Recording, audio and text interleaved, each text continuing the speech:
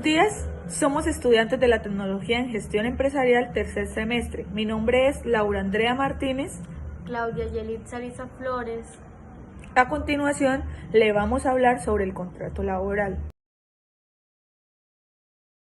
El contrato de trabajo en Colombia está regulado por un código laboral donde se encuentran en los artículos 27 al 75 la contratación laboral, su duración, la terminación e indemnización en caso de que el despido sea injustificado.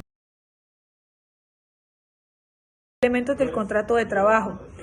Para que el contrato se configure o se realice, cuenta con unos elementos. Estos elementos están definidos en el artículo 23 del Código Sustantivo Personal del Trabajo.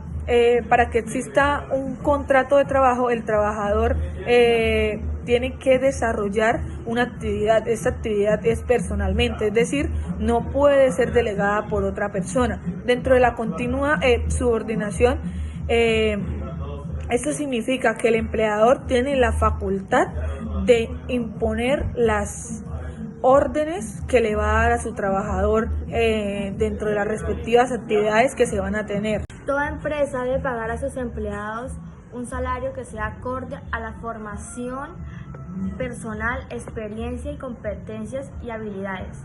Para esto se tiene en consideración los aspectos de las leyes laborales. Existen tres tipos de retribuciones que se utilizan en pequeñas, medianas y grandes empresas, como la retribución variable, la retribución en pagos en especies y la retribución.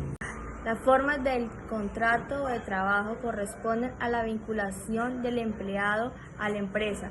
Según el artículo 37 del Código Sustantivo del Trabajo, existen dos formas, verbales y escritas. El contrato laboral depende de su naturaleza y de las partes que se acuerden. Dentro del Código 45 del Código Sustantivo encontramos el contrato de trabajo a término fijo, el contrato de trabajo a término indefinido, el contrato de obra o labor, el contrato ocasional o accidental transitorio. El contrato a término fijo es un documento de contrato. En el contrato se estipula una fecha donde se inicia y una donde se termina. El contrato a término indefinido, dentro de este documento no se estipula ninguna fecha y puede ser considerado algunas veces que puede ser extendido. El contrato de obra o labor, este es requerido solo para terminar la obra que se está llevando a cabo. Dentro del ocasional, nace de la necesidad de cubrir una actividad personal a otro trabajador que se encuentra de vacaciones o que tuvo algún accidente. Periodo de prueba del contrato laboral. En este se da a conocer las capacidades del empleado al empleador y para llevarse a cabo la continuidad del contrato. El periodo de prueba está regido por el artículo 77 del Código Sustantivo del Trabajo. La duración del periodo de prueba no debe superar el 20% del contrato. Si el periodo de prueba contiene unos 16 meses, el periodo de prueba no debe superar los 2 meses. El empleador no tiene derecho a ser indemnizado, pero sí a todas las prestaciones sociales, afiliadas al sistema y entre otras. La terminación del contrato laboral sin justa causa se da a raíz de que las condiciones pautadas en el contrato no son cumplidas. Un ejemplo sería de que el trabajador haya fallecido o por común acuerdo, ¿sí? Entonces se llega a la terminación del contrato.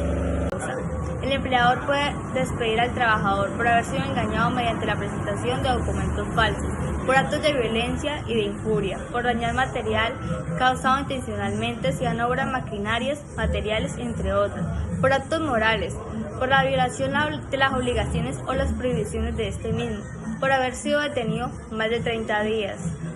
Por el empleador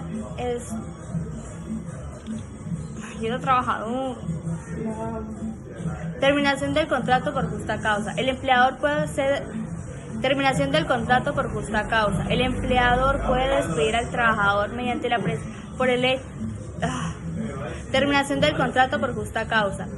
El empleador puede despedir al trabajador por haber sido engañado mediante la presentación de documentos falsos, por violencia, injuria, por daños materiales causados intencionalmente a maquinarios materiales y entre otras de las instalaciones de la empresa, por actos morales, por violación de obligaciones o prohibición, por haber sido detenido más de 30 días, por el empleado revelar secretos de la empresa, por maltrato del empleador, por no ejercer un eficiente trabajo, por enfermedad contagiosa crónica del trabajador.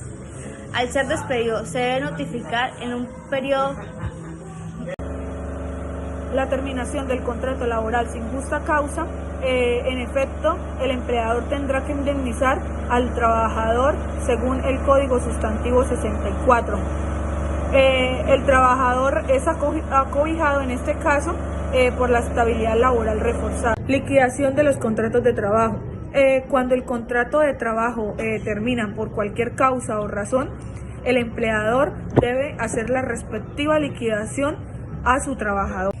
¿Qué se debe liquidar en la liquidación de un contrato de trabajo?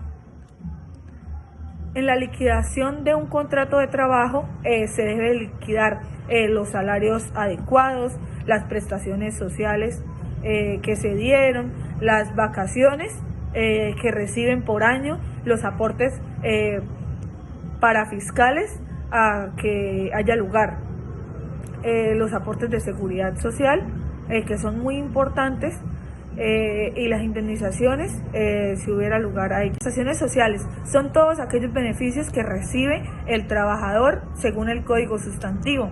Estas prestaciones sociales incluyen vacaciones, cesantías, intereses sobre cesantías y prima de servicio. Aporte realizado mes a mes en cuanto a la salud y pensión de los trabajadores. Por ley, toda empresa paga el 8,5% de salud y el 12% de pensión, mientras que el trabajador como tal sí aporta el 4% en ambos casos.